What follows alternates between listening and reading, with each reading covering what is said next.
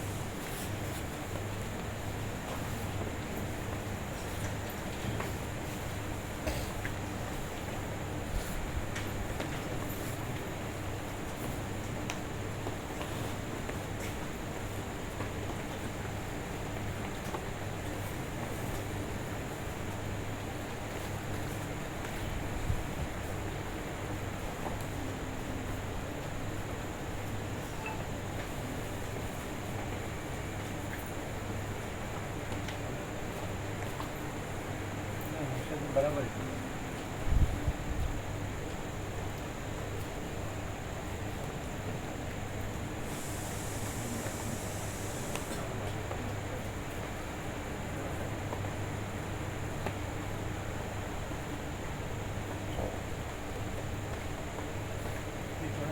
पीछे झुका हुआ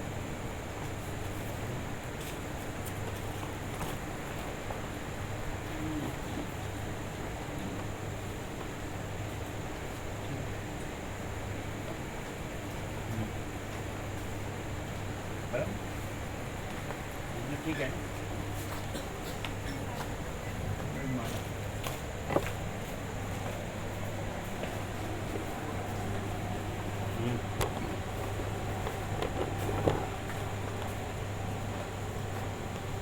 ये बंद कर दें.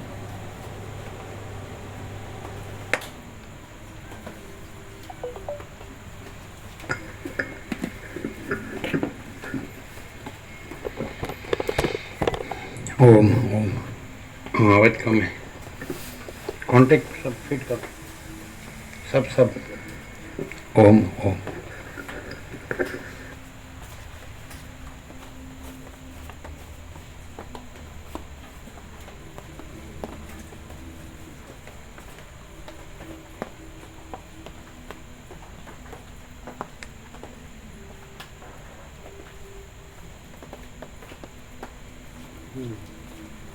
इसके पीछे भी देखिए.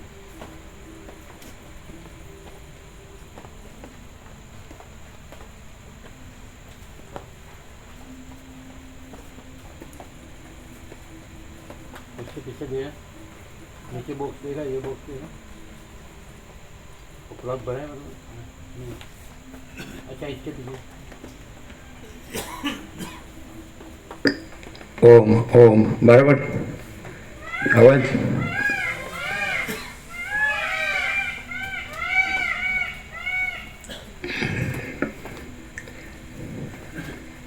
परम चिदाकाश, परम ज्योति, अखंड ज्योति, अनंत पूर्ण परम चिदाकाश, परम शांति, स्वयं सिद्ध, स्वयं प्रकाश, स्वयं पूर्ण, स्वस्वरूप, यही सब कुछ है. इसके सिवा कुछ नहीं है. शून्यभास, अनंत कोटि, महाकल्पो है ही नहीं. वशिष्ठ राम मुमुक्षु प्रकरण राउंड 38मो राउंड. બધા કોન્ટેક્ટ ફિટ કરે બધા. ઓમ. બરાબર. હવે જાડો પાતળો વધુ ઓછો. બરાબર.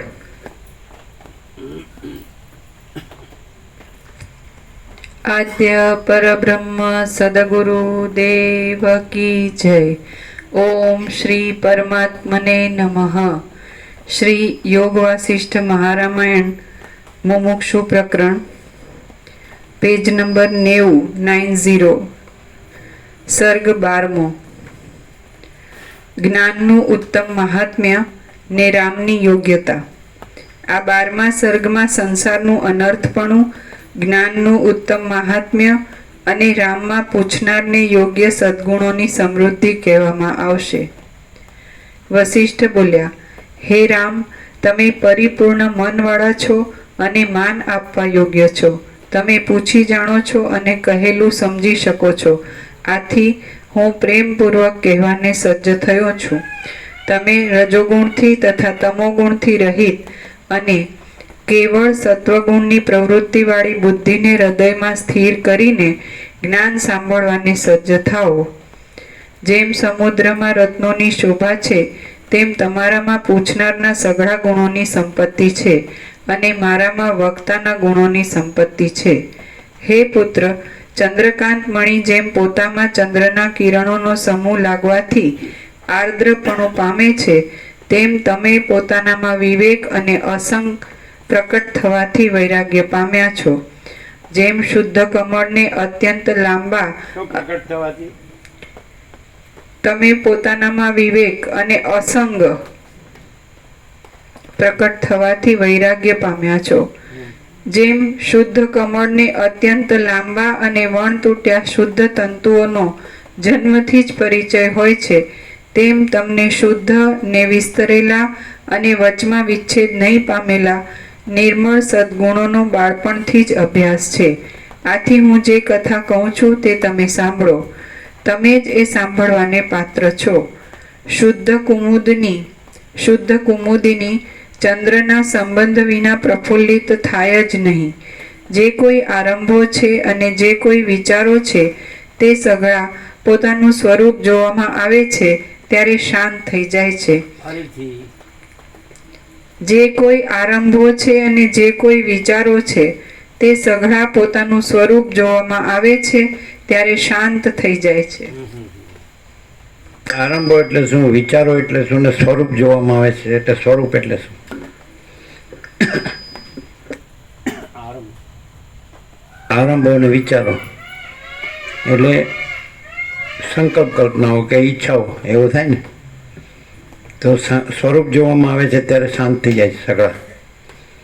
તો અહીં સીધી વાત કરી દીધી. એટલે હવે સ્વરૂપ જોવામાં આવે તો સ્વરૂપ પૂર્ણ સ્વરૂપ જેને કહેવાય, અખંડ સ્વરૂપ જેને કહેવાય, જોવામાં આવે તો સ્વરૂપ દર્શન એટલે સ્વરૂપ લાભ. એટલે તો સ્વરૂપ શું છે? તો અનંત પ્રકાશ, અનંત આનંદ, અનંત શાંતિ. તો આ કેવળ પરબ્રહ્મ અખંડ સચ્ચિદાનંદ જ છે. કેવળ અખંડ જ્યોતિ સ્વરૂપ પરમાત્મા જ છે. અમાપ સચ્ચિદાનંદ ઘન પરમાકાશ જ છે. અગર તો પરમ ચિદાકાશ, પરમ જ્યોતિ, અખંડ જ્યોતિ. અગર તો મહાચિદાકાશ, સ્વયં પ્રકાશ, સંપૂર્ણ પ્રકાશ. અગર તો પૂર્ણ બ્રહ્મ, અનંત તેજઘન, અનંત ચિદઘન. અગર તો પરમાકાશ, કેવલ અનંત શુદ્ધ તેજ ઘન. અગર તો પરમાકાશ, અખિલાત્મા, પૂર્ણ બ્રહ્મ, પરમાત્મા. આને સ્વરૂપ કહેવાય. આ મારું સ્વરૂપ એમ ન કહેવાય. આ તો અનંત મહાસાગર છે એને સ્વરૂપ કહેવાય.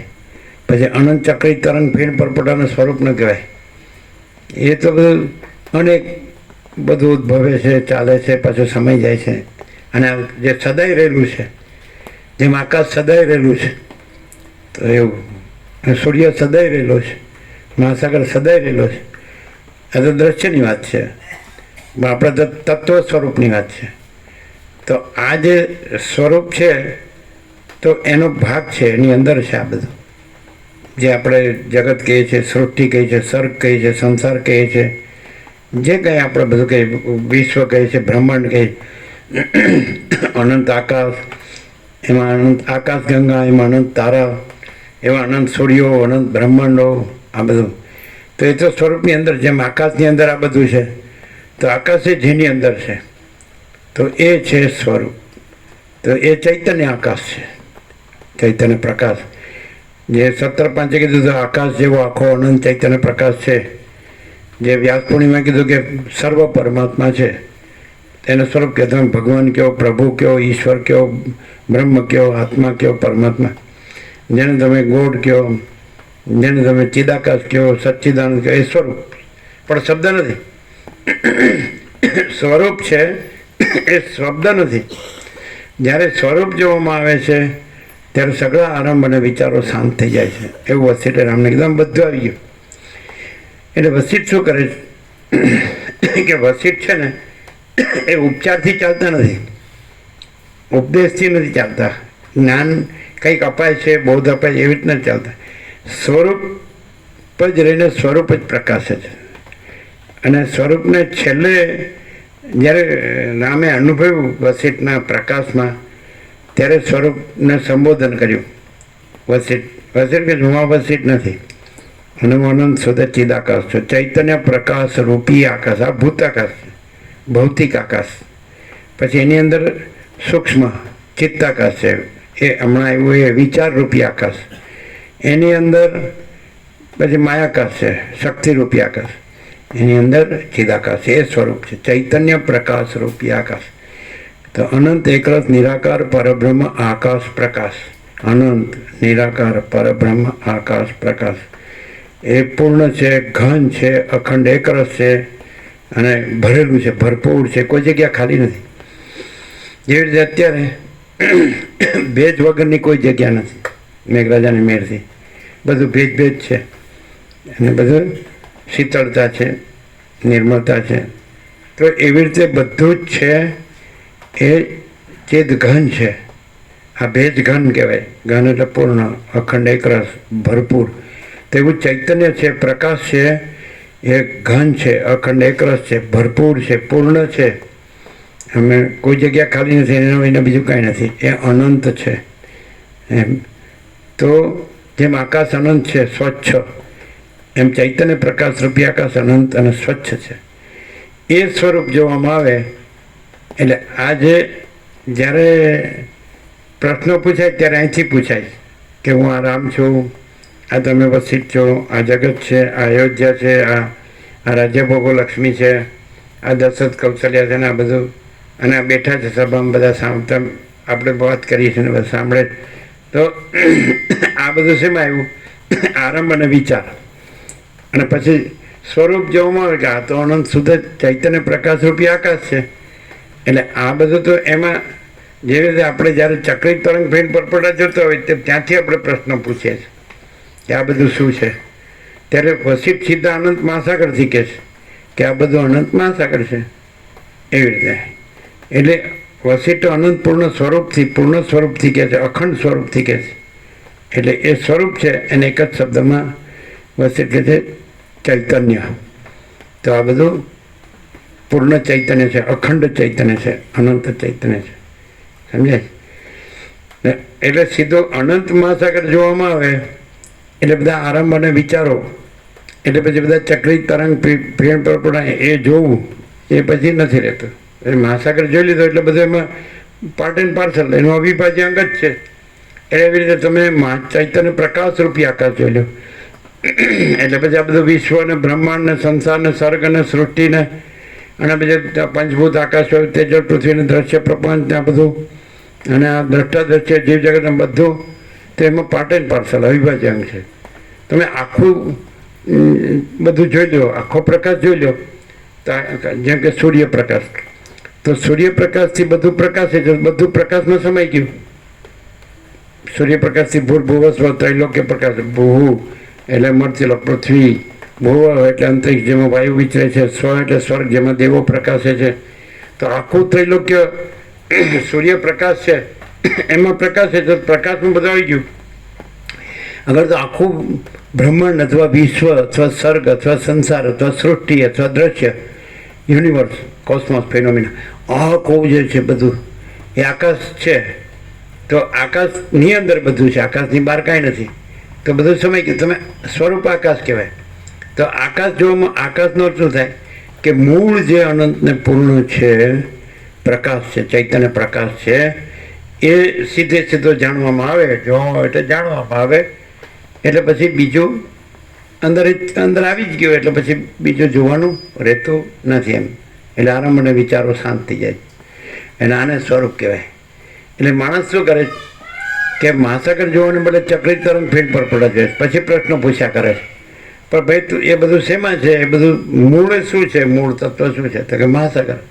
તેવી રીતે મહાચૈતન્ય પ્રકાશ, આખો અનંત એક જ મહાચૈતન્ય પ્રકાશ છે. એટલે આજે એક વચનામૃત આપ્યું બોર્ડ બનાવવા માટે અને સ્ટીકર. એમાં શું કીધું કે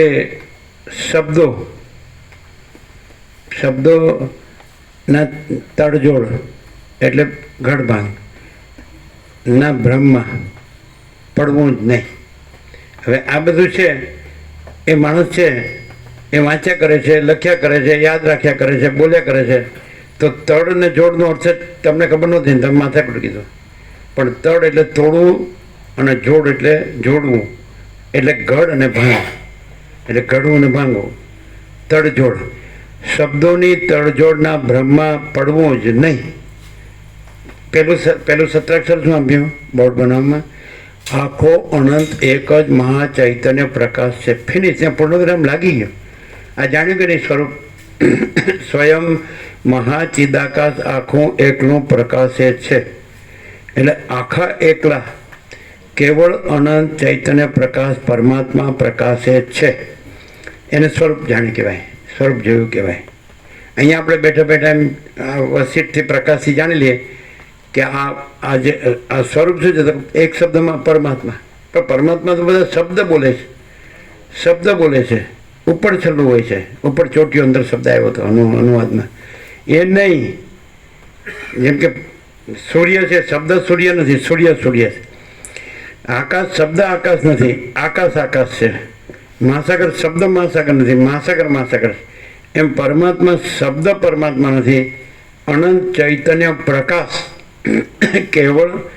એટલે શરૂઆત જ કેવી રીતે કરી? આખી મંગળાચરણ 38મો રાઉન્ડ લીધો તો પેલું પરમાત્માને પ્રણામ કર્યા, નમસ્કાર કર્યા. પછી આખું 1756 પેજ અને પહેલાં જ શબ્દો લીધા કે જે સત્તા, જેની સત્તાથી આ સગળા ભૂત ભૌતિક ઉત્પન્ન થાય છે, એને રહે છે અને લય પામે છે, એ સત સ્વરૂપ પરમાત્માને પ્રણામ. સત્તા એટલે સત્ય એટલે અસ્તિત્વ. મહાસાગરમાં ચક્રી તરંગ ફેર પરપોટાનું અસ્તિત્વ નથી, જળનું અસ્તિત્વ છે મહાસાગરનું. તો આ બધું દેખાય છે, તો આ બધાનું અસ્તિત્વ નથી. આ તો ચક્રી તરંગ ફેર પરપોટા છે. સંસાર છે, જગત છે, બ્રહ્માંડ છે, વિશ્વ છે, સૃષ્ટિ છે, સર્ગ છે. આ નહીં, પણ પરમાત્માની સત્તા છે. જેમ ચક્રી તરંગ ફેર પરપોટા છે એ તો ખાલી આભાસ માત્ર છે, બાકી વસ્તુ તો જળ જ છે, મહાસાગર છે. એમાં પંચભૂત છે, જીવ જગત છે, દ્રષ્ટા દ્રશ્ય છે, સમજાય? તો એ તો આભાસ માત્ર છે. પણ વસ્તુ તો સત્તા, સત એટલે અસ્તિત્વ, વસ્તુ વસ્તુ ચૈતન્ય છે, પરમાત્મા ચૈતન્ય પ્રકાશ એટલે સત્તા. જેની સત્તાથી આ સઘળા ભૂત ભૌતિક પદાર્થો ઉત્પન્ન થાય છે, પછી રહે છે અને લય પામે છે. તે સત સ્વરૂપ પરમાત્માને પ્રણામ, નમસ્કાર. એવું કીધું. પછી જેના જ્ઞાનથી આ સગળા દ્રષ્ટા દર્શન દ્રશ્ય એવું છે ને, જ્ઞાતા જ્ઞાન જ્ઞેય છે ને, 3 ત્રિપુટી કીધી. કર્તા કર્મ કરણ. તો આ ત્રિપુટીઓ જે જ્ઞાન સ્વરૂપ, જે ચૈતન્ય પ્રકાશ સ્વરૂપ પરમાત્માથી ઉત્પન્ન થાય છે, ભાષે છે ને, એમાં અને રહે છે અને લય પામે છે. તો તે જ્ઞાન સ્વરૂપ પરમાત્માને પ્રણામ. ચિત્ત ચૈતન્ય જ્ઞાન પ્રકાશ. પછી જે આનંદ સ્વરૂપ પરમાત્મા બ્રહ્માંડમાં અનંત આનંદના કણો રૂપે સ્ફુરે છે, તે સચ્ચિદાનંદ પરમાત્માને પ્રણામ. એમ કીધું. અને પછી વાલ્મીકી ભરદ્વાજ સાથે સંવાદ શરૂ કરે, એમાં પાછો પરમાત્માને નમસ્કાર કરે, પ્રણામ કરે કે જે પરમાત્મા, જે ચૈતન્ય પ્રકાશ પરમાત્મા જે ભૂમિમાં પ્રકાશે છે, ભૂમિને પ્રકાશે છે, સ્વર્ગને પ્રકાશે છે, આકાશને પ્રકાશે છે, શરીરની અંદર ને બહાર પ્રકાશે છે, તે પરમાત્માને એને ચૈતન્ય પ્રકાશ કીધા, એને જ્ઞાન સ્વરૂપ કીધા, એને સત સ્વરૂપ કીધા, એને આનંદ સ્વરૂપ કીધા. શબ્દો જુદા જુદા છે, પરમાત્મા એક જ છે. તો આપણે જ્યારે પરમાત્મા જાણવામાં આવે છે, અહીંયા કેવું સ્વરૂપ એટલે પરમાત્મા, એને જાણવામાં આવે છે, ત્યારે પછી બધા કીધું ને આરંભો અને વિચારો શાંત. હવે જો તમે ચક્રી તરંગ ફેણ પરપોટો જુઓ તો કે ઉદ્ભવે છે, ઉત્પન્ન થાય છે, રહે છે, લય પામે છે, તો એવું દેખાશે. તો એવું દેખાશે કે આ બધું સૃષ્ટિ સ્થિતિ પ્રલય થાય છે એવું દેખાશે. અને તમે જો મહાસાગરને ઓળખશો તો કાંઈ ઉત્પન્ન થતું નથી, કાંઈ રહેતું નથી, કાંઈ લય પામતું નથી. એટલે કાંઈ સૃષ્ટિ થતી નથી, અને સ્થિતિ થતી નથી, પ્રલય થતો નથી, કાંઈ જન્મતું નથી, જીવતું નથી, મળતું નથી. એટલે કહેવાનું તાત્પર્ય શું છે? આરંભ અને વિચાર છે એ આભાસમાં આવે, અને સ્વરૂપ એટલે પરમાત્મા, પરમાત્મા સ્વરૂપ. સમજે? એટલે એમાં ભૂત ભૌતિક એ નથી, દ્રષ્ટા દર્શન દ્રશ્ય, જ્ઞાતા જ્ઞાન કર્તા કર્મ કરણ એ નથી, અને આ બ્રહ્માંડ આ બધું એ નથી, અને એ અખંડ સચ્ચિદાનંદ પરમાત્મા જ છે. તેને પ્રણામ. એટલે ભૂમિમાં જે પ્રકાશ, ભૂમિમાં, સ્વર્ગમાં, આકાશમાં, દેહની બહાર, દેહની અંદર, તો કોણ પ્રકાશે છે એ જાણવામાં આવે, એને સ્વરૂપ કહેવાય. એટલે પૂર્ણ ચૈતન્ય સ્વરૂપ, અખંડ ચૈતન્ય સ્વરૂપ, અનંત ચૈતન્ય સ્વરૂપ. આ બધું જેમ આકાશ કેવું છે બધે ભરેલું છે, એમ ચિદાકાશ બધે ભરેલું છે, અને એ સ્વરૂપ છે. સ્વરૂપ એટલે મૂળ વસ્તુ. આત્મા એટલે મૂળ તત્વ, મૂળ વસ્તુ. દાખલા તરીકે કેવી રીતે કહેવાય? જે સાર કહેવાય, સાર. આપણે આવ્યું ને કે ગુરુએ શિષ્યને કીધું, કે છે ગુરુ કે પુત્ર, જે સર્વોત્કૃષ્ટ છે, જે પરમ સત્ય છે, એવું કીધું, જે નિત્ય છે એને પામી લ્યો. તો પરમાત્મા, એમાં શબ્દનો એવો પરમાત્મા, પણ એમ કીધું કે ગુરુએ શિષ્યોને કીધું, હે પુત્રો, જે સર્વોત્કૃષ્ટ છે, કીધું જે સર્વોત્કૃષ્ટ છે, ના કીધું, પછી જે પરમ સત્ય છે, જે નિત્ય છે એને પામી લેવો. એટલે આપણે કીધું પરમાત્મા. એટલે અંદર તો આવે જ છે, પરમાત્મા છે, ડગલન પકડાણ, કે એના સિવાય બીજું કાંઈ છે જ નહીં. બધા કહે છે ખરા કે ભગવાન મેના તો કાંઈ નથી, પણ ખાલી કહે છે. અને પછી પડે છે શેમાં? આરંભમાં અને વિચારોમાં, એટલે આભાસમાં. એટલે કાંઈ મળતું નથી. ચક્રી તરંગ ફેણ પરપોટામાં પડો તમે, કાંઈ ન મળે, કારણ કે એ તો ખાલી ભ્રમ જ છે. પણ મહાસાગરમાં આવી જાઓ તો પૂર્ણ જ છે. પરમાત્મામાં આવી જાઓ તો પૂર્ણ છે. એટલે ખાલી ઉપર ચોટ્યું જ્ઞાન નથી. પરમાત્મા બોલવું એ જ્ઞાન નથી, પણ પરમાત્મા એ શું છે? તો કે જ્ઞાન છે, એ ચૈતન્ય પ્રકાશ છે, એ સત એટલે અસ્તિત્વ છે, સત વસ્તુ, મૂળ વસ્તુ છે, મૂળ તત્વ છે, એ આનંદ છે, એ પરમ શાંતિ છે. તો એ અનુભવ જે છે, એ જ્ઞાન જે છે, એ પરમાત્મા છે. ખાલી બોલવું એ પરમાત્મા નથી.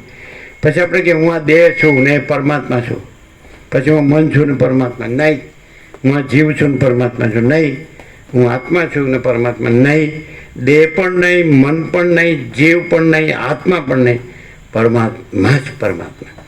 આ એનાલિસિસ પણ આપણે આવી ગયું છે. આનું પૃથ્થકરણ થઈ ગયું કે તમે ડાઈવ ડીપ અંદર ડૂબકી મારો તો દેહ છે એની અંદર શું છે? મન. એની અંદર શું છે? તો જીવ. એની અંદર શું છે? તો આત્મા. એની અંદર શું છે? તો પરમાત્મા. એટલે આ એને કહેવાય કે સ્વરૂપ જાણવાથી, આ સ્વરૂપ જો તમે ખાલી બોલો, સાંભળીને બોલી શકાય, બોલવું એ નહીં, પણ દેહ તો કે નહીં, પછી મન તો નહીં, જીવ તો નહીં, આત્મા નહીં, પરમાત્મા જ પરમાત્મા. એને સ્વરૂપ જાણે કહેવાય. અને એટલે રહ્યો હોય તો એ પરમાત્મા જ છે, અને આટલે રહ્યો હોય તો કાંઈ નથી રહ્યો. એટલે મહાસાગર રહ્યો હોય તો એ સ્વરૂપ રહ્યો છે, અને ચક્રી તરંગ ફીણ પરપોટા ઈશ્વર માયા જીવ જગત રહ્યો હોય તો કાંઈ નહીં. સમજાય? દેહ રહ્યો હોય તો કાંઈ નહીં, મન રહ્યો હોય તો કાંઈ નહીં, જીવ રહ્યો તો કાંઈ નહીં, આત્મા રહ્યો હોય તો કાંઈ નહીં. પરમાત્મા જ રહ્યો છે, અને બીજું કાંઈ રહ્યું જ નથી. મહાસાગર જ રહ્યો છે, જળ જ રહ્યું છે, અને ચક્રી તરંગ ફીણ પરપોટા યાદ નથી. કેટલું સરસ સીધું બતાવી દીધું કે સ્વરૂપ જાણવાથી, સ્વરૂપ જોવાથી કે અનુભવવાથી, એટલે આત્મ સાક્ષાત્કાર, અતિન્દ્રિય ચૈતન્યની અતિન્દ્રિય અનુભૂતિ, તો બધા આરંભો અને વિચારો શાંત થઈ જાય. આ દેખાય છે એ દેખાય, કારણ કે રામનો પ્રશ્ન જ છે, આ બધું મને કેમ દેખાય છે, એમાં મને સાર લાગતો નથી, એમાં મને કાંઈ જોતું નથી, મને મારા પરમપદમાં પૂર્ણ વિશ્રાંતિ જોઈએ છે. આ જ પરમપદ ને આ જ પૂર્ણ વિશ્રાંતિ. અહીંને અત્યારે here and now at this very moment, અહીંને અત્યારે આ જ ક્ષણે જો તમે જુઓ કે સર્વ પરમાત્મા છે તત્વરૂપે, દેહ રૂપે નહીં, મન રૂપે નહીં, જીવ રૂપે નહીં, આત્મા રૂપે નહીં, તો તમે એ જ છો. ક્લિયર થાય? આ બોધ જ છે. સવાર આવી ગયું સર્પ પૂર્વ થતાં કે તમે અખંડ બોધથી અખંડ સ્વરૂપ જ રાખો. તો એ જેમ સૂર્ય અને સૂર્યપ્રકાશ, તો અખંડ સ્વરૂપ અને સ્વરૂપ એટલે એ પરબ્રહ્મ પરમાત્મા કે પરમ ચિદાકાશ, મહાચિદાકાશ, પરમાકાશ એટલે સૌથી મોટું જે સ્વરૂપ છે, તત્વ છે, જે સમજાય. તો સૂર્યપ્રકાશ, સૂર્ય અને સૂર્યપ્રકાશ એટલે સૂર્યમાં બધું આવી જ ગયું. એટલે અખંડ સ્વરૂપ અને અખંડ બોધ, તો સૂર્ય અને સૂર્યપ્રકાશ, તો સૂર્ય કયો એટલે પ્રકાશ આવી જ ગયો. એમ અખંડ સ્વરૂપ કયો એટલે અખંડ બોધ આવી ગયો. તો આ અખંડ બોધ એટલે સદાશિવ કીધું કે આદિથી રહિત, અંતથી રહિત, અકૃત્રિમ ચૈતન્ય પ્રકાશ જ ખરા દેવ છે. અને અખંડિત બોધ ચૈતન્ય દેવનું પૂજન છે. તો આ પૂજન છે, પણ પૂજક, પૂજા અને પૂજ્ય દેવ ત્રિપુટી નથી, એક જ ચૈતન્ય છે. સમજાય કે નહીં? તો આ જે છે એક જ ચૈતન્ય છે. તો એ જે અખંડ બોધ જ ચૈતન્ય દેવનું પૂજન છે, તો પછી એ અખંડ બોધ છે એ જ અખંડ ચૈતન્ય છે, અખંડ સ્વરૂપ છે, પૂર્ણ સ્વરૂપ છે. સમજાય? એટલે અહીંયા સીધું કીધું કે સ્વરૂપ જોવામાં આવે એટલે આરંભો અને વિચારો શાંતિ. હવે બધા આ કેમ કહેવામાં આવે છે કે તમે આ બધું છે, તમે દાખલા તરીકે મારું ઘર છે, સમજાય કે નહીં? તો એક એક જુદી જુદી વસ્તુ ઓળખાવીને તમે એમ નથી કહેતા કે આ મારી છે, આ મારી છે, આ મારી છે, આ મારી, આ વાસણ મારા છે, આ કપડાં મારા છે, આ જે ઘોડામાં બધું મૂક્યું છે ઘોડા મારા છે. સમજાય? આ એમાં જે પછી રૂમો હોય, તો આ ભાઈ આ અન્નપૂર્ણા ભંડારા કિચન છે મારું છે, અથવા બેડરૂમ છે મારો છે, અથવા મારો આ બેઠક રૂમ છે મારો છે, કે જે બધું છે કે ટોયલેટ, એવું નથી કહેતા. મારું ઘર એમ કહો એટલે બધું એમાં ઓલ ઇન્ક્લુઝિવ. એટલે એવી રીતે પૂર્ણ સ્વરૂપ કહો, અખંડ સ્વરૂપ કહો એટલે પછી બધું એમાં સમય કે પછી એમાં જુદું જુદું ન આવે કે આકાશ છે ને વાયુ છે ને તેજ છે ને જળ છે ને પૃથ્વી છે ને જીવ છે ને જગત છે ને ઈશ્વર છે ને માયા છે ને એવું કાંઈ ન આવે. એટલે પૂર્ણ. પછી આ આરંભોને વિચારો એટલે જુદું જુદું, જુદું જુદું એટલે આરંભોનો વિચાર, પણ એમાં જુદા નથી. એ પણ એ જ જ્યારે ઘર કીધું ત્યારે બધું જ ઘર છે. ઘરમાં જેટલું રહેલું હોય બધું જ ઘર છે. સમજાય? દિવાલો હોય તો ઘર, છત હોય તો ઘર, ફ્લોર હોય તો ઘર, અને બધી વસ્તુ હોય તો ઘર, એમાં રહેલા હોય એ ઘર. એમ આ ઘરમાં કોણ કોણ છે? તો આખું ફેમિલી આવી ગયું, બધું આવી ગયું કે નહીં? પછી એમ કે એનાથી થોડું તમારું ચૈતન્ય છે ખુલતું જાય, તો આ ગામ છે, તો પછી એમાં બધા ઘરો આવી ગયા, રસ્તાઓ આવી ગયા, એમાં કેડીઓ વયા તે, અને એમાં વાહનો વયા. પછી આગળ જાઓ કે આ તાલુકો છે, એમાં પછી જેટલા ગામો એ બધા આવી જાય. પછી એમ કે આમ ડિસ્ટ્રિક્ટ છે, તો એમાં પછી જેટલા તાલુકા એટલા આવી જાય છે ને. પછી તમે કહો સ્ટેટ છે, એવું કહો ને, એટલે પછી જેટલા બધા ડિસ્ટ્રિક્ટ હોય આવી જાય.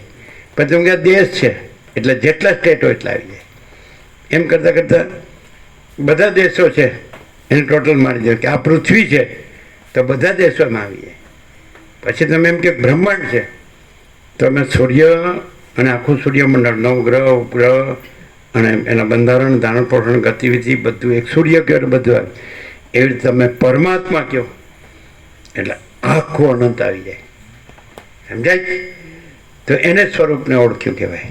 જ્યારે પરમાત્મા ઓળખ્યા તો પછી જ્યારે તમારું ચૈતન્ય છે એ ખુલવા માંડે છે જ, એ તો ખુલ્લું જ છે. પરમ ચિદાકાશ સચ્ચા ચોખ્ખા ખુલ્લા હાર પર તમારે ખુલવાનું નથી, એ તો છે જ. પણ તમારે જે કંઈ તમને સીમિતતા, મર્યાદિતતા, સીમિતતા, સંકુચિતતા જેને કહેવાય, તો એ ખુલવાનું છે. તમે દાખલા તરીકે ઘરની કોઈ વસ્તુ જોતા હતા ત્યારે આખું ઘર નહોતા જોતા, એક વ્યક્તિ જોતા હતા ત્યારે આખું ફેમિલી નહોતા જોતા. સમજાય? પછી આખું ઘરને આખું ફેમિલી જુઓ તો તમારું ચૈતન્ય, એ ચૈતન્ય તો અનંત અને અખંડને આપે, એટલે પૂર્ણ જ છે, અનંત જ છે ને અખંડ જ છે. સમજાય? પણ તમે જોવા માંડ્યા, ઘર જોવા માંડ્યા, ગામ જોવા માંડ્યા, તાલુકો જોવા માંડ્યા, ડિસ્ટ્રિક્ટ જોવા માંડ્યા, સ્ટેટ જોવા માંડ્યા, દેશ જોવા માંડ્યા, અને પૃથ્વી જોવા માંડ્યા, અને બ્રહ્માંડ જોવા માંડ્યા, આકાશ જોવા માંડ્યા. તો પછી બધા અનંત સૂર્ય અનંત બ્રહ્માંડો બધું એમાં સમાઈ ગયો. અને ચિદાકાશ જો જોયું તો કાંઈ જોવાનું બાકી રહ્યું જ નહીં. પરબ્રહ્મ પરમાત્મા પણ એ જોયું ક્યારે કહેવાય કે જ્યારે એ ચૈતન્ય એ પોતે જ છે, એ ખુલતું નથી. એ તો છે જ, એ તો ખુલ્લું જ છે, પણ આવરણે નથી ને વિક્ષેપે નથી, મળે નથી. પછી એમ કહો કે એ આખું ચૈતન્ય છે, આખો અનંત એક જ મહા ચૈતન્ય પ્રકાશ છે, સ્વયં મહાચિદાકાશ આખો એકલો પ્રકાશ છે. તો પછી આ ઘર નથી એમ ન કહેવાય. દાખલો આપીએ જ આપણે, લગભગ કોઈ પીએચડી થયો તો એને કોઈ પૂછે તમે 5મું ધોરણ ભણ્યા છો એમ કે કોઈ એટલે એમ એવું છે આ બધું. તો પછી તમે કહો કેમ આ ઘર નથી, આ અમારું ઘર નથી. તો પછી જો તમે આખું સમજાય ક્લિયર નથી ને આખું જો તમે જોતા હો સ્વરૂપ તો પછી એટલે પછી તમે પીએચડી જોતા પછી 5મું ભણ્યા છે આવે તો આ 5મું નથી ભણ્યા તમે 5મું ભણ્યા છો કે નહીં? આવું થયું છે. કેમ આ ઘર નથી, આ ગામ નથી, આ ફેમિલી નથી, આ સમાજ નથી, કોળ કુટુંબ જ્ઞાતિ સમાજ દેશતું નહીં.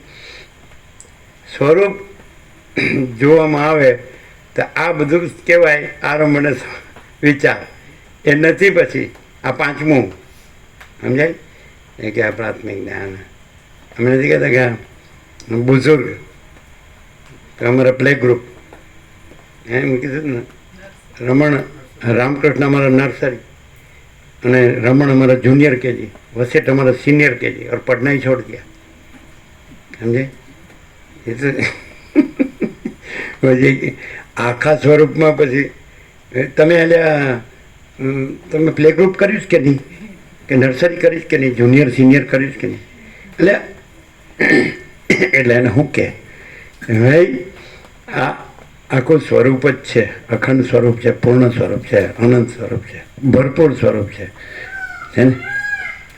તો પછી તમે આ છે કે નહીં, આ નથી, એ આરંભોને વિચારો.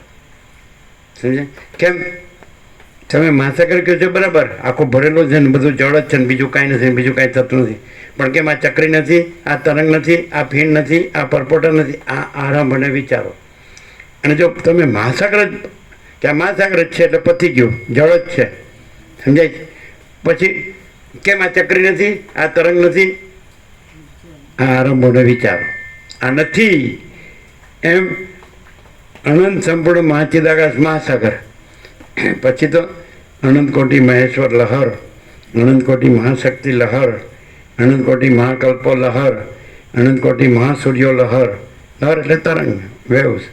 અને અનંત કોટી બ્રહ્માંડો લહર હૈ, અનંત કોટી અવતારો લહર, અનંત કોટી સૃષ્ટિલય લહર, અને મહાચિદાકાશ મહાસાગર હિ મહાસાગર. આને સ્વરૂપ જોયું કહેવાય.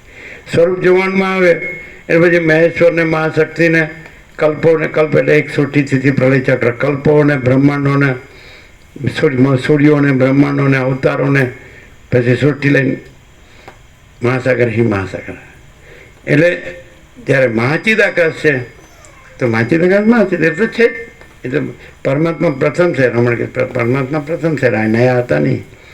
હવે એ કહે છે અમારે પકડાઈ ગયું છે ને, હા હા હું છું ને, આ જગત છે ને, અને આ બીજા છે ને, આ પોતે છે ને, બીજા છે ને, પોતાનું છે ને, બીજાને અમારા ભાગભેદ થઈ ગયા બધું.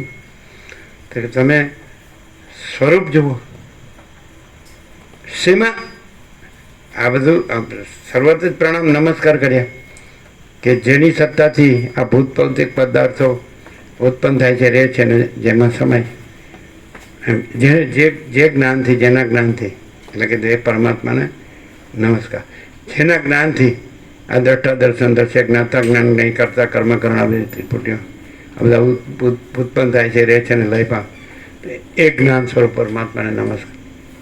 અને પછી જે પરમાત્મા બ્રહ્માંડમાં આનંદના કણો રૂપે સ્ફુરે છે તે સચ્ચિદ આનંદ પરમાત્માનું.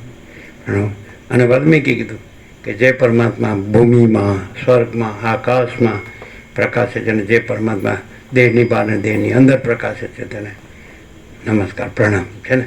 એટલે પરમાત્મા ઓળખવામાં આવે એ કેટલું બધું વસીતની મહેનત છે કે કોઈ પણ માણસ ગમે એવું અજ્ઞાની જ્ઞાની થઈ જાય. એટલે અજ્ઞાની કોણ?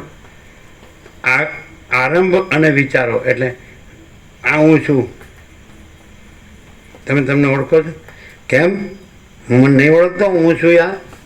હા, તો એ અટક્યો. કોને તમે હું કહો છો? દેહને કપડાં પહેર્યા તો કપડાને હું કહો છો, અથવા ઘરમાં રહ્યા તો ઘરને હું કહો છો. તો પછી અંદર મન છે એને હું કહો છો, કે તો અંદર જીવ છે એને હું કહો છો, કે અંદર આત્મા છે એને હું કહો છો? સમજે? હું કોણ છું? હમણાં કે હું કોણ છું? સેલ્ફ ઇન્ક્વાયરી, આત્મવિચાર. તો હું દેહ નથી, હું મન નથી, હું જીવ નથી, હું આત્મા નથી.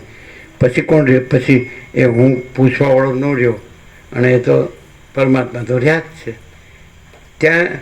એટલે પહોંચવાનું નથી, એ તો પ્રથમથી જ છે, અનાદિ સિદ્ધ સત. એ તો એમાં તો જન્મ છે જ નહીં, ઉત્પન્ન થતા જ નથી, એ જ છે.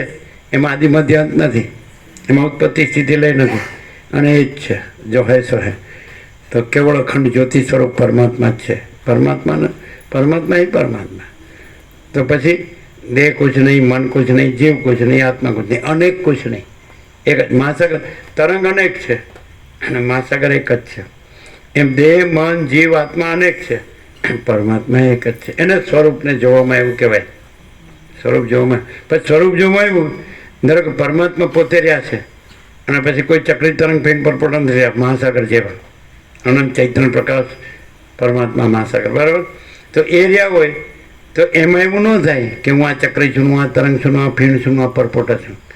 તો જે અનંત ચૈતન્ય પ્રકાશ પરમાત્મા મહાસાગર હોય, રહ્યા હોય, તો એને એમ ન થાય કે હું આ દેહ છું ને મન છું ને જીવ છું ને આત્મા છું, અથવા અનેક દેહોને મનોને જીવોને આત્માઓ છે. હું આખો અને અખંડ અને પૂર્ણ અને ભરપૂર, કોઈ જગ્યા ખાલી નહીં, એવો કેવળ અનંત ચૈતન્ય પ્રકાશ પરમાત્મા છું. એને સ્વરૂપ જોયું કહેવાય. અહીં રહ્યો હોય તો ન્યા નથી રહ્યો, અને ન્યા રહ્યો હોય તો અહીં નથી રહ્યો. આપણી શુદ્ધ ગુજરાતીમાં સમજે? બધા ક્યાં રહ્યા હોય છે ખબર છે? મેં કેવા કપડાં પહેર્યા છે તો કપડામાં રહ્યો છે. મેં કેવું મકાન બનાવ્યું તો મકાનમાં રહ્યો છે. મારે કેવા સોનાના દાગીના છે તો દાગીનામાં રહ્યો છે. મારે કેવું રમકડું છે તો રમકડામાં રહ્યો છે. અમે જોયું તો માસર માકાકાના મગજે પ્રભાવ હવે તો 87 થયા. 46 વર્ષથી આ લોકોના ઇન્દ્રપુરાના જમાઈ ખરા ને, એ 46 વર્ષથી જ ખરા ને. એમ તો એનો બાળકો અમૃત આવ્યો હતો. એને ઘેરથી ક્યાંક કેનેડા કે ઓસ્ટ્રેલિયા ગઈ જ ને. ક્યાં ગઈ છે? એને એમ કે ત્યારે પ્રસાદ કોણ બનાવે છે? પેલા 87 ના થયા એટલે કે તો અમૃત બનાવે છે. પહેલાં એમના જીવન પ્રભુ આચાર્ય આવ્યા હતા, એ એના ગામના પ્રિન્સિપલ. હવે એ નાનું એક રમકડું લાવ્યો હતો સસ્તું. તમે જોયું કે એનો તત્વબોધની શાંતિમાં રસ નહોતો, એ રમકડાની આસપાસ જ ફર્યા કરતો હતો. હવે આ આરંભો અને આ વિચારો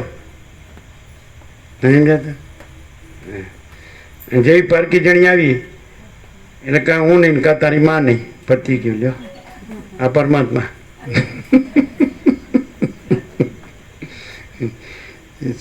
ચિરાગડો વચ્યા કે ભાઈ એ તો હવે એ કે તમને ખબર ન પડે. મેં કીધું અમારે ખબર પાડવી નથી, અને તમને ખબર પડી ગઈ છે પણ હજી પૂરેપૂરી પડી નથી. ડૂચા નીકળી ગયા, ડૂચા. તારે માટે તો હું આકાશના તારા તોડી લઉં. હા, એટલે સ્વરૂપ જોવામાં આવે તો પછી આ બધા આરંભો અને આ બધા વિચારો, સમજે, આ બધી ઈચ્છાઓ, જો સંકલ્પ કલ્પનાઓ કે આશા તૃષ્ણા કે વેશના કામના બધા. એટલે માણસ છે થોડો વસીત કહે છે થોડો શાંત થાય અને શાંતિથી ધ્યાનથી આ પ્રકાશ છે એનાથી એ પ્રકાશમાં જાગે. એટલે પ્રકાશ આખો અનંત એક જ મહાચૈતન્ય પ્રકાશ છે. એ પ્રકાશ અપ્રકાશી રહ્યો છે. સમજે? મહાસાગર પ્રકાશી રહ્યો છે, કાંઈ ચક્રી તરંગ ફેણ પરપોટા નથી પ્રકાશતા. એમ પરમાત્મા પ્રકાશી રહ્યો છે, કાંઈ ઈશ્વર માયા જીવ જગતના ચક્રી તરંગ ફેણ પરપોટા નથી પ્રકાશતા. આ હું તું તે આ બધું નથી, મારું તારું ને આ રાગ દ્વેષને બડા છોટા ભલા બુરાના ભેદભાવને બધું કુછ નહીં. પણ એ ક્યારે થાય કે શાંતિથી વસીટને પ્રકાશ, શબ્દ બુદ્ધિથી નહીં. શબ્દ તો કોઈ પણ બોલી શકે. છોકરો ભણતો હોય એને પાઠ્યપુસ્તકનો અભ્યાસક્રમ હોય તો બધી ચોપડીઓને મોઢેથી એ સોમાંથી સો લાવી શકે, એમ નહીં. એ તમે યોગ વસીટ આખું ગોખીને સોમાંથી સો લાવી શકો, પીએચડી કરી શકો, એ નહીં, એ નહીં, એ નહીં. ચોપડીમાં પ્રકાશ નથી, પ્રકાશ પોતામાં છે. અને પ્રકાશ એમાં જે મહાસાગર પોતામાં મહાસાગર છે, ચક્રી તરંગ ભીણ પરપોટા મહાસાગર નથી. એટલે પરમાત્મા પોતામાં પરમાત્મા છે. અનંત ચૈતન્ય પ્રકાશ, અનંત ચૈતન્ય શાંતિ, અનંત પ્રકાશ, અનંત આનંદ, અનંત શાંતિ એ પોતામાં છે. એ આજે આભાસ માત્ર ઈશ્વર માયા જીવ જગતના ચક્રી તરંગ ફીણ પરપોટા જે ઉત્પન્ન થાય રહે અને પછી લય પામે. મહાસાગર ઉત્પન્ન નથી થતો, રહેતો નથી, લય પામતો નથી. એમ અનંત ચૈતન્ય પ્રકાશ પરમાત્મા મહાસાગર ઉત્પન્ન થતો નથી, રહેતો નથી, લય પામતો નથી. એ તો અખંડ છે. એને કહેવાય અખંડ સ્વરૂપ. એટલે છેલ્લા સર્ગમાં છેલ્લે કીધું કે તમે અખંડ બોધથી અખંડ સ્વરૂપ જ રહો. અને હવે આવ્યું કે સ્વરૂપ જોવામાં આવે એટલે બધા આરંભોને વિચારો શાંત થઈ જાય છે. આ બધી દોડાદોડી છે નહીં. સ્વરૂપ ન જાણવાથી આ બધી દોડાદોડી છે, અને સ્વરૂપ જાણવાથી પરમ શાંતિ છે. કે પરમાત્મા છે, આ હું નથી, જગત નથી. આ હું તો મારું તારું રાગ દ્વેષ બડા ચોટા બરાબર. આ કોઈ જન્મ્યું ને કોઈ મરી ગયું ને કોઈ આવ્યું ને કોઈ ગયું ને, આ સાચું ને ખોટું ને સારું ને નરસું કાંઈ નથી. કેવળ અનંત ચૈતન્ય પ્રકાશ પરમાત્મા છે. अनंत कोटि ब्रह्मांडो त्रसरेणु जैसा भास है, भास हुआ नहीं, है नहीं, होगा नहीं, होता नहीं. सूर्य वसेटे कीधुं जाळियामांथी सूर्यना किरणो आवे અને એમાં પ્રકાશના ત્રસરેણુ દેખાય. એક ત્રસરેણુ એટલે 6 પરમાણુ. તો એવા કણ દેખાય. તો એવા અખંડ પ્રકાશ પરમાત્મા. તો એમાં જાળીઓ એટલે માયા, ભ્રાંતિ. એમાંથી અનંત કોટી બ્રહ્માંડો ત્રસરેણુ જેવા ભાસે છે. ભાસ હુआ नहीं, है नहीं, होगा नहीं, होता नहीं. તો કેવળ અખંડ પ્રકાશ સ્વરૂપ પરમાત્મા છે. એને સ્વરૂપ જાણો, જોવામાં એવું કહેવાય. એને અહીંયા જ જ્યારે તમે ઉપર છેલ્લું જુઓ જ એને તમને આ બધું દેખાય. અને જ્યારે તમે અંદર જુઓ, અંડરલાઈંગ રિયાલિટી બધાના આધારમાં જે છે એને જુઓ તો તમને તો એ અખંડ પ્રકાશ પરમાત્મા એ અનુભવાય જ જોઈએ. એટલે આપણે બીજો કોઈ કચરો આપણામાં ન રાખીએ. આ દેહનો ને મનનો ને જીવનો ને આત્માનો ને કોઈ કચરો ન રાખો તો ત્યાં પરમાત્મા તો પ્રથમથી રહેલા જ છે, કાંઈ નવા આવતા નથી. પરમાત્મા પામવાના નથી, પણ બીજો કચરો રાખવાનો નથી. પરમાત્મા તો છે જ, એની ઉપર જે આ હું દેહ છું, હું મન છું, હું જીવ છું, હું આત્મા, કશું નથી. મહાસાગર ઉપર આ ચક્રી છે ને, તરંગ છે ને, ફીણ છે ને, પરપોટા જ કશું નથી. મહાસાગર જ મહાસાગર. એ તો ખાલી તમને ભાસ થાય છે, સમજાય? એટલે જેમ સરસ્વતી લીલાને કીધું ને કે આ સંસાર અસત અસાર ને દુઃખરૂપ છે, અને મિથ્યાને નાશવંત છે, અને સ્વપ્ન જેવો જાંજવાના જળ જેવો છે. આ કાંઈ નથી. અને આખું પરમ આકાશ છે. આકાશથી પણ પર એ અમાપ સચ્ચિદાનંદ કાન. સત એટલે સત ચૈતન્ય આનંદ, સચ્ચિત આનંદ, અનંત સર્વવ્યાપી પરિપૂર્ણ પરમ અસ્તિત્વ. ચિદ એટલે અનંત સર્વવ્યાપી પરિપૂર્ણ પરમ ચૈતન્ય, અને આનંદ એટલે અનંત સર્વવ્યાપી પરિપૂર્ણ પરમ આનંદ. એને કહેવાય અખંડ સચ્ચિદાનંદ.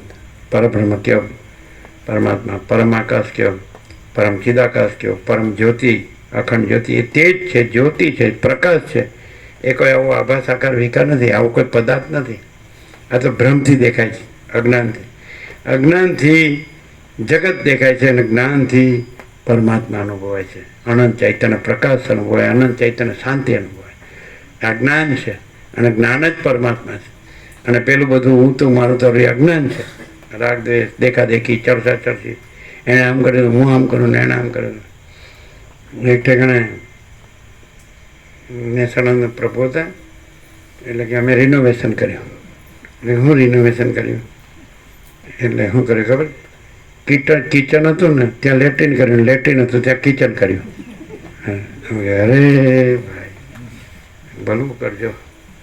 જ્યાં હવે જ્યાં લેટ્રિન હોય ને કિચન કર્યું તો ખાવાનું ભાવે? રિનોવેશન સારા શું કરે ગધેડા. સમજાતું?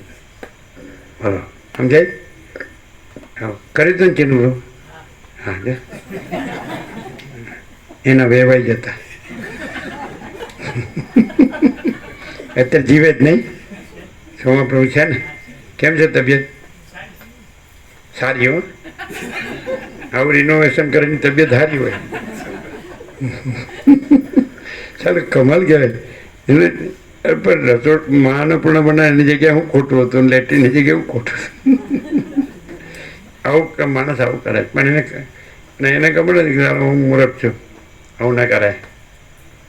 અને આપણે તો નિકોરામાં તો એક ઈંટે નહોતી, કુટીર નહોતી, મંદિર નહોતું, આશ્રમ નહોતો, ઘર બાર કશું નહોતું, લેટ્રિન નહોતું, કાંઈ નહોતું. હતું પણ અનંત આનંદ હતો. એને મરી ગયા સુધી કોઈ ભૂલે નહીં. ઈંધણા પેલા બેટમાંથી આવે, સીધો સામાન ભરૂચથી લાવે, પકા આ બધા પિકનિકવાળા આવે ને જાય, અને જો હે સો હે પરમજીત આકાશ, પરમ જ્યોતિ આખા, પરમ જ્યોતિ અખંડ જ્યોતિ છે ને. એટલે શાંતિ હે, સબ કુછ હે, શાંતિ નહીં કુછ નહીં. પૈસાને ભોગવમાં શાંતિ નથી, એ તો ઉપાધિના પોટલા જ છે. એ ક્યાં સુધી? પછી કૃષ્ણ કહે છે જન્મ મૃત્યુ જરા વ્યાધિ દુઃખ દોષાનું દર્શનમ. આ દેહમાં શું છે? જન્મ, પછી મૃત્યુ, પછી જરા એટલે વૃદ્ધાવસ્થા, પછી વ્યાધિ એટલે રોગ. દુઃખ ને દોષો જોવા એ જ્ઞાનનું લક્ષણ છે. આમાં સુખ ને ગુણ જોવાય એ અજ્ઞાનનું લક્ષણ. દેહમાં સુખ ને ગુણ ન જોવાય, આમાં દુઃખ ને દોષ જોવાય એ જ્ઞાનનું લક્ષણ. સમજાય? અમને બાળપણમાં જ કહેતા બુઝુર્ગ. ટૂંકમાં જો આ બધું વેદાંત બ્રહ્માંડ એમાં જ આવી. સંસારમાં કાંઈ સાર નથી, ખાલી ચામડા જ ચૂથવાના. જો પતી ગયું અહીંયા વેદાંત બ્રહ્માંડની ક્યાં જરૂર પડી? અને બધું બ્રહ્મણ પરમાત્મા પરમાત્મા કર્યા કરવાનું. અને પછી ગંદી ગટર હાલ નકામો. એટલે વેદાંત બ્રહ્માંડમાં ખા પાછો. હા, અને પાછો આમાંથી તો નીકળતો જ નથી સડેલો એમ. શાંતિ જોઈએ, શાંતિ આત્માની સાચી શાંતિ છે તો બધું જ છે, અને શાંતિ નથી તો કાંઈ નથી. અને ભ્રાંતિમાં શાંતિ ન હોય, શાંતિ અને શાંતિમાં ભ્રાંતિ ન હોય. એટલે ભ્રાંતિ પણ પૈસાને ભોગો એની વાસના ભ્રાંતિ હોય, એમાં સુખ ભ્રાંતિ હોય. તો કોઈ તમે એક ખાલી વિચારો કે આ શેનું બનેલું છે? તો સૂર્યપ્રકાશ, પવન, અન્ન, જળ ભણવામાં આવે, બધાને ખબર હોય, કોમન સેન્સ, કે સૂર્ય છે એટલે જગત છે, અને સૂર્યમાં જગત નથી. એમ પરમાત્મા છે એટલે જગત છે, અને પરમાત્મામાં જગત નથી. હવે કોમન સેન્સ હોય તો ખબર પડે. પણ હવે હરખો વિચારે જાણે તો ને. સ્વરૂપ જેવું જોવામાં આવે તો આરંભો અને વિચારો શાંત, અને તો પછી દોડાદોડી ચાલુ. પરમાત્માને ભૂલ્યો એટલે જે ઉપાધિના પોટલા ચાલુ. ના આ તો બધા કેવળ ચૈતન્ય પ્રકાશ પરમાત્મા. આ તો આપણને આપણો અજ્ઞાનથી દેખાય જગત. તો આ કાંઈ છે નહીં, હું કાંઈ નથી, જગતે કાંઈ નહીં. પણ તો ખાલી બોલતો હોય ઉપર ચોટી ના ચાલે. છેક અંદર ગયો હોય કે ચાલો ભાઈ દેહની અંદર શું છે? તો કે મન. એની અંદર શું છે? તો કે જીવ. એની અંદર શું છે? તો કે આત્મા. એની અંદર શું છે? પરમાત્મા. પછી ત્યાં એની અંદર આ બધું છે? તો કે ના, કાંઈ નથી. આ તો ખાલી દેખાવ જ છે, દેખાય જ. સમજે? જેમ કપડા ઉપરનો દેખાવ છે, મકાન ઉપરનો દેખાવ છે, બધો શો છે કાંઈ. સમજે? શો એમ, પણ રિયાલિટી નહીં, સચ્ચાઈ નહીં. કોઈ વસ્તુમાં સચ્ચાઈ નથી, બધું ખોટું છે. હસવું તોય ખોટું, રોવું તોય ખોટું. હું ખોટું રોવે. હું કામ રોવે ખબર? કાંઈક જોતું એટલે રોવે. શું છે ભાઈ કે ને એને જો આ છે ને મારે આ નથી, જો પતી ગયું સાચું રોવાનું છે. આ બધા એકબીજાને ઉલટું બનાવે, બીજું કાંઈ છે જ નહીં. એમાં બધા દોડીને થાકી જાય.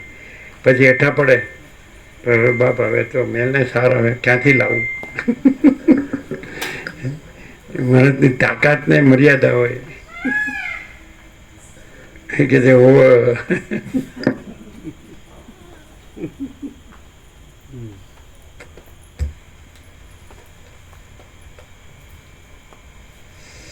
જે કોઈ આરંભો છે અને જે કોઈ વિચારો છે તે સઘળા પોતાનું સ્વરૂપ જોવામાં આવે છે ત્યારે શાંત થઈ જાય છે. જો ઉત્તમ ચિત્તવાળાને જ્ઞાનથી વિશ્રાંતિ ન મળતી હોય તો આ સંસારમાં કયો સાધુ પુરુષ સાધનોની ચિંતાના અપાર પરિશ્રમને સહન કરે? જો ઉત્તમ ચિત્તવાળાને જ્ઞાનથી વિશ્રાંતિ ન મળતી હોય તો આ સંસારમાં કયો સાધુ પુરુષ સાધનોની ચિંતાના અપાર પરિશ્રમને સહન કરે? જેમ પ્રલયકાળના અનેક સૂર્યોના સંબંધથી સઘળા મોટા પર્વતોની શિલાઓ પીગળી જાય છે, તેમ પરમ જ્ઞાનનો સંબંધ થતા ચિત્તની સઘળી વૃત્તિઓ પીગળી જાય છે. પીડશે. જેમ પ્રલયકાળના અનેક સૂર્યોના સંબંધથી સઘળા મોટા પર્વતોની શિલાઓ પીગળી જાય છે, તેમ પરમ જ્ઞાનનો સંબંધ થતા ચિત્તની સઘળી વૃત્તિઓ પીગળી જાય છે. ભ્રાંતિઓ. ચિત્તની સગળી ભ્રાંતિઓ પીગળી જાય, નાશ પામે. પરમ જ્ઞાન, આ પરમ જ્ઞાન જે પરમાત્મા છે, જે પરમ ચૈતન્ય પ્રકાશ છે, પરમ ચૈતન્ય આનંદ છે, પરમ ચૈતન્ય શાંતિ છે, એ જ પરમ જ્ઞાન છે. એ પરમાત્મા પોતે છે. જેમ સૂર્ય પોતે પરમ પ્રકાશ છે, તેવી રીતે પરમાત્મા સૂર્ય પોતે પરમ જ્ઞાન પ્રકાશ છે. પરમ જ્ઞાન એ પરમાત્મા સૂર્યનો પરમ પ્રકાશ છે, પરમ આનંદ છે, પરમ શાંતિ છે, અનંત પ્રકાશ છે, અનંત આનંદ છે, અનંત શાંતિ. પછી તો ચિત્તની બધી ભ્રાંતિઓ ક્યાં ઊભી રહે? જ્ઞાનમાં જો ભ્રાંતિ ઊભી રહે તો એ જ્ઞાન નથી, સમજાય? અને ભ્રાંતિને જો જ્ઞાન કહો તો એ જ્ઞાન નથી, સમજાય? એટલે પ્રકાશમાં તમે અંધકાર કલ્પો તો અંધકાર, સૂર્યમાં અંધકાર છે જ નહીં, રાત્રિનો અંધકાર છે જ નહીં.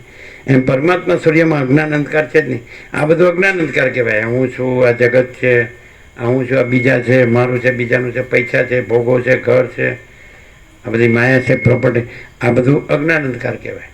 અને આખો પરમાત્મા સૂર્ય પ્રકાશ છે, પરમ પ્રકાશ છે, પરમ આનંદ છે, પરમ શાંતિ છે, એ પરમ જ્ઞાન કહેવાય. સાચું ઓળખાય એ સાચા પરમાત્મા ઓળખાય, અનુભવાય, એ પરમ જ્ઞાન છે. અને આ બધી ભ્રાંતિ થાય સંસારની, એ અજ્ઞાન છે.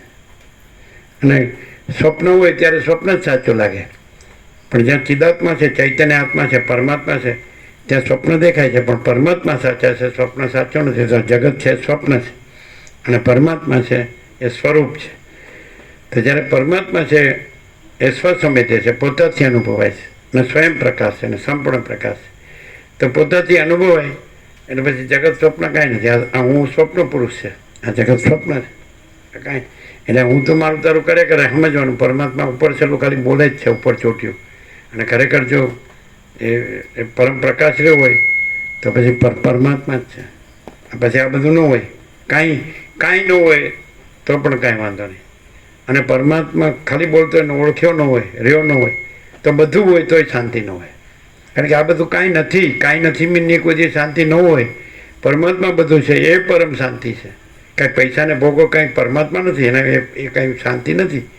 ઉપરથી ભ્રાંતિ વધે, ચંચળતા ભ્રાંતિ વધે. એટલે એવું પછી આમાં ભ્રાંતિ હોય જ નહીં, ચિત્તની વૃત્તિ રહે જ નહીં.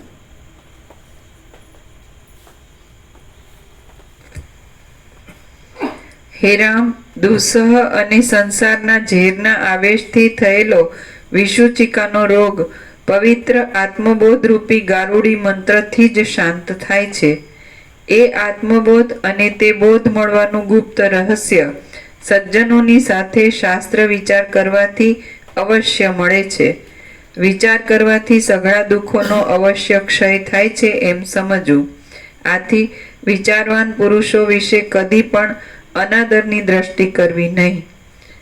સર્પ જેમ જૂની ખાંચડીને છોડી દઈને સંતાપ રહિત થાય છે, તેમ વિચારવંત પુરુષે આ સઘળા ચિંતાઓના પિંજરને છોડી દઈને સંતાપ રહિત થવું.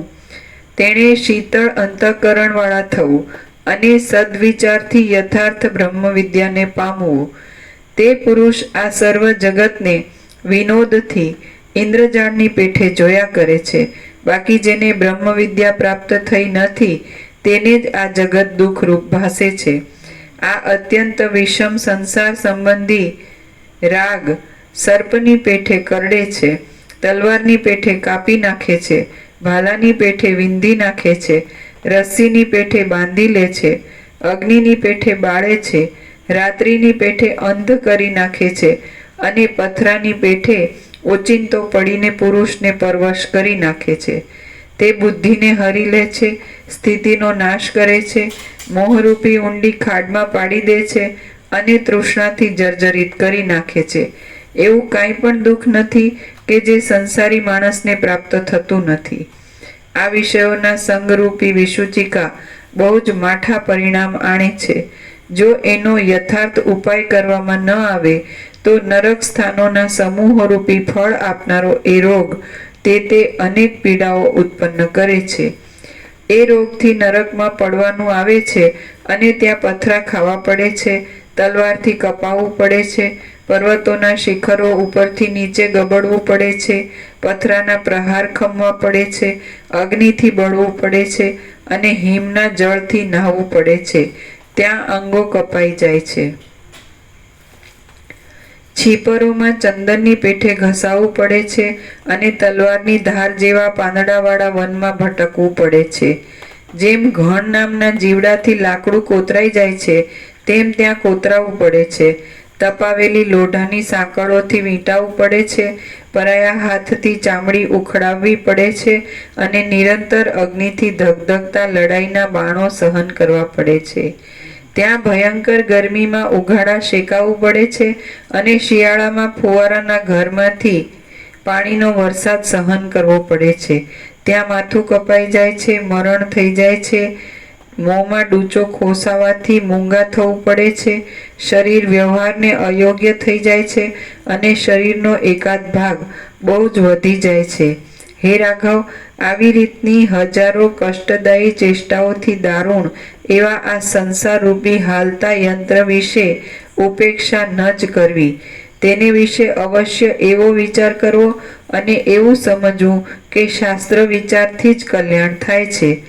હે રઘુકુળચંદ્ર, બીજું આ પણ કહું છું, જ્ઞાનરૂપી કવચથી જેમણે શરીરને વીંટી લીધું છે એવા આ મોટા મુનિઓ, મહર્ષિઓ નીચે ટાંચ છે, સૂક્ષ્મ વસ્તુઓ જાણવામાં સમર્થ મહર્ષિઓ. હે રઘુકુળચંદ્ર, બીજું આ પણ કહું છું, જ્ઞાનરૂપી કવચથી જેમણે શરીરને વીંટી લીધું છે એવા આ મોટા મુનિઓ, મહર્ષિઓ, બ્રાહ્મણો અને રાજાઓ સંસારરૂપી દુઃખ ભોગવવાને યોગ્ય નથી, છતાં તેઓ પણ અજ્ઞાની જનની પેઠે શા માટે દુઃખ દેનારી અનેક પ્રકારની સંસાર સંબંધી પીડાઓ જાણી જોઈને ભોગવે છે? તમે આવી શંકા રાખશો નહીં, કારણ કે જો તેમને સંસારની કાંઈ પણ પીડા હોત તો તેઓ આવી રીતે મનમાં આનંદથી ભરપૂર જ કેમ રહે? નવા નવા વિષયોને જોવામાં અને ભોગવવામાં ઉત્સાહ વગરના, કલ્પનાઓથી ઉઠતા વિક્ષેપોથી રહિત થયેલા, પરમાત્મા રૂપી દીપકને પામેલા અને અત્યંત શુદ્ધ બુદ્ધિવાળા આ મહાત્મા લોકો જગતમાં જેમ વિષ્ણુ, શિવ અને બ્રહ્મા આદિ રહ્યા છે તેમ જ જીવન મુક્ત થઈને રહેલા છે. મહાત્માઓની સાથે વિચાર કરીને તથા શરીર આદિ અનાત્મ પદાર્થોનો વિનાશ કરીને બુદ્ધિથી પરમ તત્વ જાણવામાં આવે એટલે મોહ ક્ષીણ થાય, અજ્ઞાન રૂપી ગાઢ વાદળા દૂર થઈ જાય અને વાક્યો ઉપરથી જાણેલા વિશાળ પરમ તત્વનો પોતામાં જ અનુભવ થાય. મહાત્માઓની સાથે વિચાર કરીને તથા શરીર આદિ અનાત્મ પદાર્થોનો વિનાશ કરીને બુદ્ધિથી પરમ તત્વ જાણ્યામાં આવે એટલે મોહ ક્ષીણ થાય, અજ્ઞાન રૂપી ગાઢ વાદળા દૂર થઈ જાય અને વાક્યો ઉપરથી જાણેલા વિશાળ પરમ તત્વનો પોતામાં જ અનુભવ થાય. આમ થાય ત્યારે પુરુષને જગતમાં આ જે ભ્રમણ છે તે એક જાતના રમણ સમાન જ થાય છે. બીજું પણ, હે રાઘવ, પોતાનું ચિન્મય સ્વરૂપ, ચૈતન્યમય સ્વરૂપ, બીજું પણ હે રાઘવ, પોતાનું ચિન્મય સ્વરૂપ અનાત્મ પદાર્થો દૂર કરવાથી સ્વચ્છ થાય, હૃદયમાં ઉત્તમ શાંતિનો આવિર્ભાવ થાય અને આગળની સઘળી બુદ્ધિની વૃત્તિઓ શાંતિરૂપ રસના સ્વાદમય થઈ જાય ત્યારે અંતઃકરણની ઘટના બ્રહ્મરસનો સ્વાદ લઈને બ્રહ્માકાર થઈ જાય છે. એવી રીતે બુદ્ધિથી પરમ તત્વનો અનુભવ થાય ત્યારે પુરુષનું જગતમાં આ જે ભ્રમણ છે તે એક જાતના રમણ સમાન જ થાય છે. બીજું પણ, બીજું પણ નિર્મળ બુદ્ધિથી પરમ તત્વની પ્રાપ્તિ થયા પછી એ જ્ઞાનીને લાગે છે કે એ ચેતના વગરનો જે દેહ છે તે રથ છે, ઇન્દ્રિયોની જે ગતિ છે તે ઘોડાઓની ચાલ છે, જે મન છે તે રેણ છે, અને સમાધિના કાળમાં પરમાત્મારૂપ તથા વ્યવહારના કાળમાં ઉપાધિથી જીવરૂપ એવો હું એ રથમાં બેસીને આનંદરૂપ વિષયોમાં ફરવાની મોજ કરું છું. આ પ્રમાણે એ વિચાર કરે છે ત્યારે પુરુષનું જગતમાં આ જે ભ્રમણ છે તે એક જાતના રમણ સમાન જ થાય છે. શ્રી યોગ વાસિષ્ઠ મહારામાયણમાં મુમુક્ષુ પ્રકરણનો તત્વ મહાત્મ્ય વર્ણન નામનો સર્ગ 12મો સમાપ્ત. સર્ગ 13મો. વૈરાગ્યાદિ ગુણો તથા શમનું વર્ણન. આ 13મા સર્ગમાં જીવન મુક્તિના ફળરૂપ વૈરાગ્ય આદિ ગુણોનું અને વિશેષે કરીને શમનું વર્ણન કરવામાં આવશે. વસિષ્ઠ બોલ્યા, ઉત્તમ બુદ્ધિવાળા આત્મજ્ઞાની પુરુષો આવો નિશ્ચય રાખીને આ સંસારમાં મોટા ચક્રવર્તી રાજાની પેઠે વિચરે છે. તેઓ શોક કરતા નથી, કશું ઈચ્છતા નથી, શુભને કે અશુભને માગતા નથી, અને સગળું કરે છે છતાં પણ કશું જ કરતા નથી. ત્યાજ્ય પક્ષથી તથા ગ્રાહ્ય પક્ષથી રહિત થયેલા અને પોતાના આત્મ સ્વરૂપમાં જ સ્થિર રહેલા એ લોકો નિર્લેપ રીતે રહે છે, નિર્લેપ રીતે કર્મ કરે છે અને લૌકિક માર્ગમાં નિર્લેપ રીતે ચાલે છે. નીચે ટાંચ છે. આત્મ સ્વરૂપના સાક્ષાત્કારથી તેમને પોતાનો અકર્તા ભાવ તથા અભોગતા ભાવ અનુભવાયો છે. તેથી તેઓ સર્વ કર્મમાં નિર્લેપ રીતે વિચરે છે. તેઓ આવે છે પણ આવતા નથી, જાય છે પણ જતા નથી, કરે છે પણ કરતા નથી, અને બોલે છે પણ બોલતા નથી. જે કોઈ આરંભો અને જે કોઈ વિચારો ત્યાજ્ય અથવા ગ્રાહ્ય પક્ષમાં છે તેઓ પરમપદની પ્રાપ્તિ થયા પછી ક્ષીણ થઈ જાય છે. જે કોઈ આરંભો અને જે કોઈ વિચારો ત્યાજ્ય અથવા ગ્રાહ્ય પક્ષમાં છે તેઓ પરમપદની પ્રાપ્તિ થયા પછી ક્ષીણ થઈ જાય છે. જેણે સઘળી ઈચ્છાઓ છોડી દીધી હોય છે તેવું મધુર મૃત્યુઓવાળું મન જાણે ચંદ્રના બિંબમાં જ રહ્યું હોય તેમ સઘળી રીતે શાંતિ પામે છે. સઘળી વિચાર સંબંધી ક્રિયાઓથી રહિત થયેલું અને સઘળા પ્રકારના કૌતુકોથી મુક્ત થયેલું એ મન જેમ ચંદ્રમાં અમૃત માતું નથી તેમ પોતાનામાં પણ માતું નથી, કૌંસમાં પ્રફુલ્લિત જ રહે છે. એ મન કોઈ જાતની ઇન્દ્રજાળો ઊભું કરતું નથી અને વાસના તરફ દોડતું નથી. તે તો બાળકના જેવી સઘળી ચપળતાને છોડી દઈને બ્રહ્માકારપણાથી જ બિરાજે છે. આવી વૃત્તિઓ આત્મતત્વના અવલોકનથી જ મળે છે, પણ બીજા કોઈ પ્રકારથી મળતી નથી. તેથી પુરુષે આત્માને જ જાણવો જોઈએ અને જીવતા સુધી તેનું જ શ્રવણ, મનન તથા નિધિધ્યાસન કરવું જોઈએ. બીજા વ્યર્થ કર્મ તેણે કરવા જ ના જોઈએ. જેને અવિચ્છિન્ન અભ્યાસથી પોતાના અનુભવની, શાસ્ત્રની અને ગુરુની એક વાક્યતા થઈ હોય તે પુરુષ સ્વરૂપાનંદ ભોગવે છે. જેને અવિચ્છિન્ન અભ્યાસથી પોતાના અનુભવની, શાસ્ત્રની અને ગુરુની એક વાક્યતા થઈ હોય તે પુરુષ સ્વરૂપાનંદ ભોગવે છે. જેઓ શાસ્ત્રના અર્થનો અનાદર કરે છે અને તત્વવેત્તાઓનો તિરસ્કાર કરે છે તે મૂઢ લોકો સાથે જ્ઞાની પુરુષ મહાવિપત્તિના સમયમાં પણ સમાનતા પામે નહીં. પોતાના શરીરમાં રહેલી ભ્રાંતિ, મૂર્ખતા માણસોને જેવો ખેદ આપે છે તેવો ખેદ તેને પૃથ્વીમાં રોગ, ઝેર, આપત્તિ કે આદિ તેમનામાંનું કોઈ પણ આપતું નથી. આ શાસ્ત્રનું શ્રવણ કંઈક સંસ્કારી બુદ્ધિવાળા પુરુષની મૂર્ખતાને જેવી દૂર કરે છે તેવી બીજા કોઈ શાસ્ત્રનું શ્રવણ દૂર કરતું નથી. સુખદાયી, યથોચિત દ્રષ્ટાંતોથી રમણીય અને વિરોધ વગરનું આ શાસ્ત્ર વાક્યાર્થ ઉપર ધ્યાન રાખીને સઘળું સાંભળવું જોઈએ. જેમ ખેરના ઝાડમાંથી કાંટા ઉત્પન્ન થાય છે તેમ અટળ આપદાઓ અને સઘળી નીચ યોનિઓ મૂર્ખપણામાંથી ઉત્પન્ન થાય છે. હે રામ, હાથમાં કોડિયું લઈને ચાંડાળોના ઘરોની ગલીઓમાં ભીખ માગવા માટે ફરવું એ સારું છે, પણ મૂર્ખતાથી મર્યા જેવું થયેલું જીવતર સારું નથી.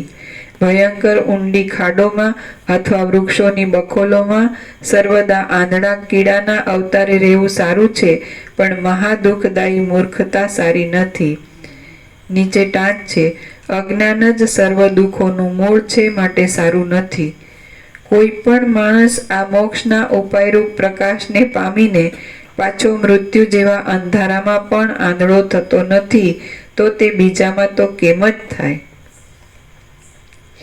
જ્યાં સુધી વિવેકરૂપી સૂર્યની નિર્મળ પ્રભાનો ઉદય ન થાય ત્યાં સુધી જ તૃષ્ણારૂપી રાત્રિ માણસરૂપી કમળને સંકોચ પમાડે છે. હે રામ, જેમ વિષ્ણુ તથા શિવ આદિ જીવન મુક્તો અને બીજા પણ જીવન મુક્ત બ્રહ્મર્ષિઓ વિહાર કરે છે, તેમ તમે પણ સંસારના દુઃખથી છૂટવા માટે ગુરુના તથા શાસ્ત્રના પ્રમાણથી આત્માનું સ્વરૂપ જાણી મારા જેવા બંધુઓની સાથે વિહાર કરો. આ સંસારમાં દુઃખ અનંત છે અને સુખો તો ઘાસના તણખલા બરાબર છે, માટે અંતે દુઃખ આપનારા સુખોમાં કદી પણ દ્રષ્ટિ બાંધવી નહીં. સમજુ પુરુષે તો પરમ પુરુષાર્થની સિદ્ધિ માટે અનંત અને પરિશ્રમ વિનાના બ્રહ્મપદને પ્રયત્નપૂર્વક સાધવું જોઈએ. જેમનું મન સંતાપથી મુક્ત થયું છે અને બ્રહ્મપદનું જ અવલંબન કરીને રહ્યું હોય છે, તે જ ઉત્તમ પુરુષો પુરુષાર્થના પાત્રરૂપ છે. જે દુષ્ટ મનવાળા પુરુષો ભોગ ભોગવવાની લાલચથી રાજ્યાદિક સુખોમાં જ સંતુષ્ટ રહે છે, તેમને આંધળા દેડકા જ સમજો. જેઓ ભોગને ભોગવનારા શઠ, પ્રબળ અને પાપ કર્મો જ કરનારા મિત્રરૂપી શત્રુઓમાં પ્રેમ રાખે છે, તે મૂઢ પુરુષો મોહથી મંદ બુદ્ધિવાળા હોય છે. પરિણામે તેઓ એક સંકટમાંથી બીજા સંકટમાં, એક દુઃખમાંથી બીજા દુઃખમાં, એક ભયમાંથી બીજા ભયમાં અને એક નરકમાંથી બીજા નરકમાં જાય છે. હે રામ, દુઃખથી સુખ નાશ પામે છે અને સુખથી દુઃખ નાશ પામે છે. આમ મનુષ્યને સુખ દુઃખની દશામાં કદી પણ વિશ્રાંતિ મળતી નથી. એ સુખ દુઃખની દશાઓ તો વીજળીના વિસ્તાર જેવી ક્ષણભંગુર છે, માટે તમારા જેવા જે મહાત્મા પુરુષો વૈરાગ્યવાળા અને ઉત્તમ વિવેકવાળા હોય છે, તેમને જ પ્રણામ કરવા યોગ્ય અને ભોગના તથા મોક્ષના મુખ્ય પાત્રરૂપ સમજવા. ઉત્તમ વિવેકનો આશ્રય કરીને અને વૈરાગ્યના તથા અભ્યાસના યોગથી આ ઘોર આપત્તિરૂપ સંસારરૂપી નદીને પાર કરવી જોઈએ. સારી રીતે સમજનારા વિવેકી પુરુષે ઝેરની વ્યાપ્તિ પેઠે મોહ આપનારી આ સંસાર સંબંધી રચનાઓમાં આસક્તિ રાખવી નહીં. જે માણસ આ સંસારને પામીને બેભાનની જેમ ઉપેક્ષાથી બેસી રહે છે, તે માણસ સળગેલા ઘરની ઉપર ઘાસની પથારીમાં જ સૂતો છે. જેને પામીને વિદ્વાનો પાછા ફરતા નથી અને જેને પામીને મનુષ્યને કદી પણ શોક કરવો પડતો નથી, તે પદ નિસંશય જ્ઞાન ભાવથી જ મળે છે. કદાચ એ પદ ન હોય તો પણ તમને શી હરકત છે, અને તે હશે તો તેનો વિચાર કરવાથી તમે સંસારરૂપી સમુદ્ર પાર ઉતરી જશો. આ સંસારમાં પુરુષ જ્યારે મોક્ષનો ઉપાય વિચારવામાં પ્રવૃત્તિ કરે છે, ત્યારે તે પુરુષ તુરત જ મોક્ષનો ભાગીદાર કહેવાય છે. ત્રણેય લોકમાં એક કૈવલ્ય સ્વરૂપના સ્વાસ્થ્ય વિના બીજું એકે સ્વાસ્થ્ય નાશ રહિત, શંકા રહિત અને વિભ્રમ રહિત નથી. જો આત્મવિચાર કરવામાં આવે તો કૈવલ્યની પ્રાપ્તિમાં કશો પરિશ્રમ પડતો નથી.